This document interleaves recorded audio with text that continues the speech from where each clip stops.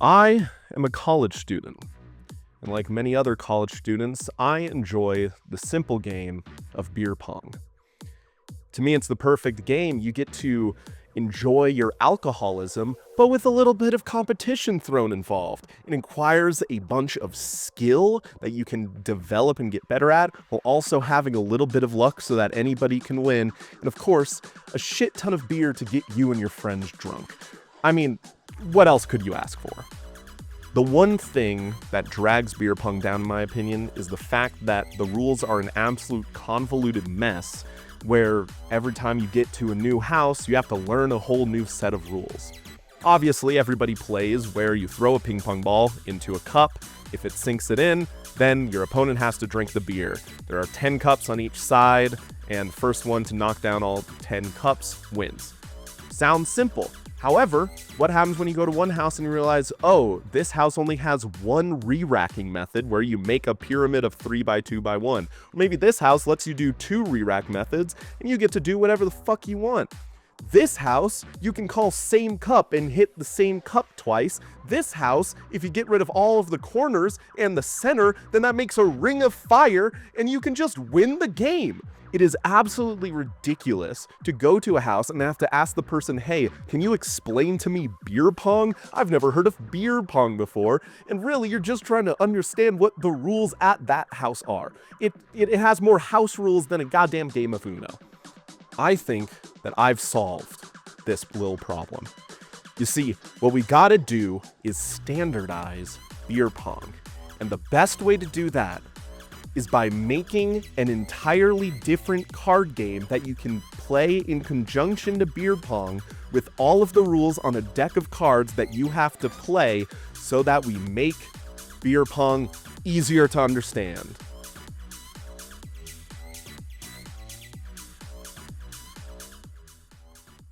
The first thing to figure out is how the cards are going to be played. At first, I thought that on each team's turn, the team would start their turn by drawing a card, and then would play one card from a hand of 3 cards. This would keep the game nice and simple and have more emphasis on what the cards do. But I also felt like the cards shouldn't be just free to play all willy-nilly. I also felt like players should get rewarded for hitting a cup. So instead, I decided to give each card a cost of a certain amount of tabs. Every time you sink a ball into a cup, you get a tab. Tabs are the currency of the game that you can use to play the cards in your hand. But if that's the only way to get tabs, then you're only going to be able to play a max of 10 cards per game, which doesn't seem like much of a card game. So I decided that the other way that you can get tabs is if your opponents just fucking suck at their game. Hey! If a team doesn't hit a single cup, then the opposing team gets a tab as well. Now that we've figured out how to play cards, we need to think of what the cards actually do. There are currently, in my mind, 4 types of cards: re-rack, screw up, bonus, and punishment cards. Each type of card focuses on a specific part of the game. Re-rack cards are any cards that rearrange the cups of either yourself or your opponents.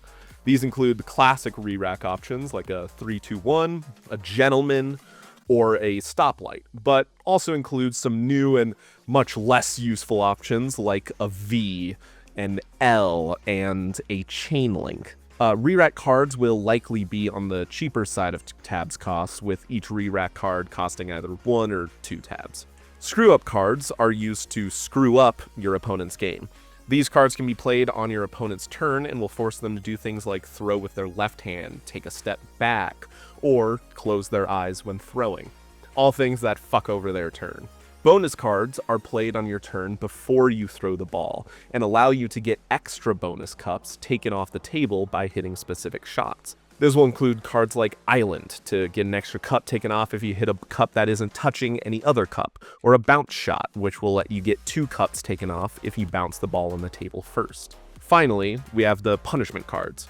When these cards are played, then the opponent has to do a punishment or a dare, or however you want to call it. And if they refuse, one of their cups gets taken off the table.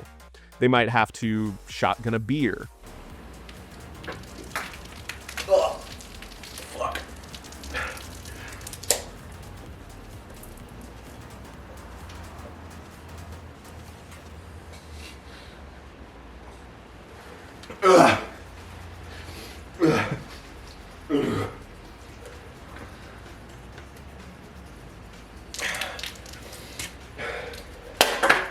or let someone else DM someone on Instagram, or play a little round of Truth or Dare. I dare you to subscribe to see further content. I do both D&D stuff as well as board game creation and kind of just whatever the fuck I want to do. So subscribe and stay tuned. So that's what I've got. Besides the very basic card designs that you've seen throughout the video, the only other place that this game exists is on my Google Docs account on a single page and my brain. Hopefully, next video I can make designing this game will be able to iron out the wrinkles of the game, be able to figure out some of the holes that I've put in it by forgetting some things about game design, as well as hopefully to get more card ideas and a very basic prototype for me and my friends to try to play out.